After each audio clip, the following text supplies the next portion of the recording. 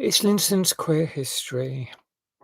Wider Islington LGBTQIA plus history project video 19.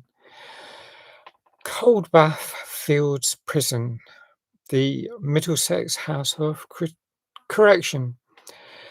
This first existed in the 17th century.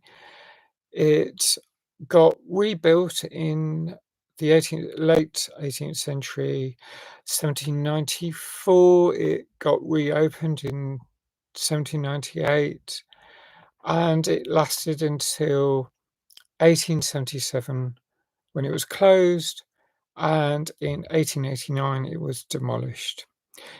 It was a county prison. It housed men, women, and young offenders, and its air of foreboding was the inspiration for some attention by poets such as Southey and by Coleridge. I mean, Coleridge's he said that the devil, it's the jail that gave the devil ideas. It was like the devil was most pleased by the sight of Coldbath Fields Prison because it gave hints for hell's prisons. It was that awful. And it was next to the River Fleet. It's effectively on the location is where the huge relatively modern building of Mount Pleasant sorting office stands today. There's irony about why it's Mount Pleasant. I think Mount Pleasant was also a rubbish dump, but it was Coldbath Prison for a long time.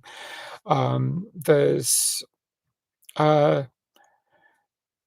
some like the pictures of the place. Oh, yeah. I mean, I don't know.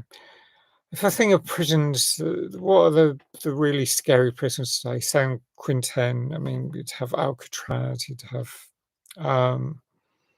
Sing Sing. Well, usually U.S. prisons. I mean, in the U.K., I guess Belmarsh is probably the prison that gets people quaking in their boots if they don't want to be sent to prison here. I guess that's the most formidable prison. Formidable. That's the right language. Foreboding prison in the UK at present.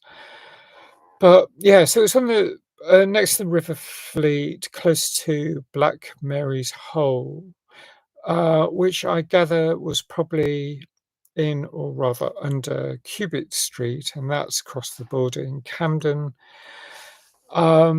And the reason I'm talking about it from the LGBTQIA plus context was there were, during the 19th century, many raids on molly houses. And I covered a molly house at Beach Lane in one of my earlier videos, but they persisted through the 17th, 18th, 19th century. The molly house was where gay people would meet for what was then described as importuning, or unnatural acts. Homosexuality was often described as an unnatural act. I mean, other unnatural acts are crimes that are considered very seriously today. For instance, infanticide. But because of the cis straight judgment, LGBTQIA plus people were considered unnatural. Oh, blimey, I couldn't think like that.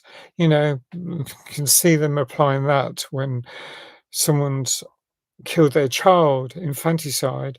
But, oh gosh, I couldn't consider loving someone of the same gender or identifying as someone of a different gender.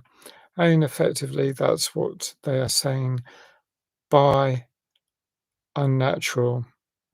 And I mean, this one of the Molly House raids that I read about happened outside the borough. But just to explain a little bit, because that's the first one I came across. The White Swan. I went to LSE when I first came to London University, part of the University of London College, a college of the University of London.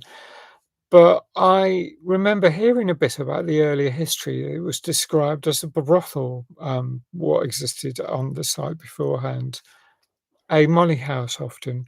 The White Swan, I think there's a pub called the White Swan there. But on the 8th of July, 1810, the investigations, this is a quote from an article, in the investigation, it's emerged that the regulars at the White Swan all had nicknames for each other. There was a Cole mentioned who called himself Kitty Cambric, a drummer, Black-eyed Lenora, a butcher, Pretty Harriet, a grocer, Miss Sweetlips, and hilariously, a police runner called Miss Selina. The Duchess of Gloucester was a gentleman's servant, while the Duchess of Devonshire was a blacksmith. So there's a lot of gender fluidity, at least in name, as well as um, probably a wide range of sexuality, as in bi and gay, and um, lesbians. Certainly in Victorian England, wasn't exactly criminalised, but that was because Queen Victoria couldn't imagine a woman loving another woman, so lesbians were excluded from the criminalisation that happened to gay men and bisexual men, I imagine. I don't know about bisexual women. So, ah,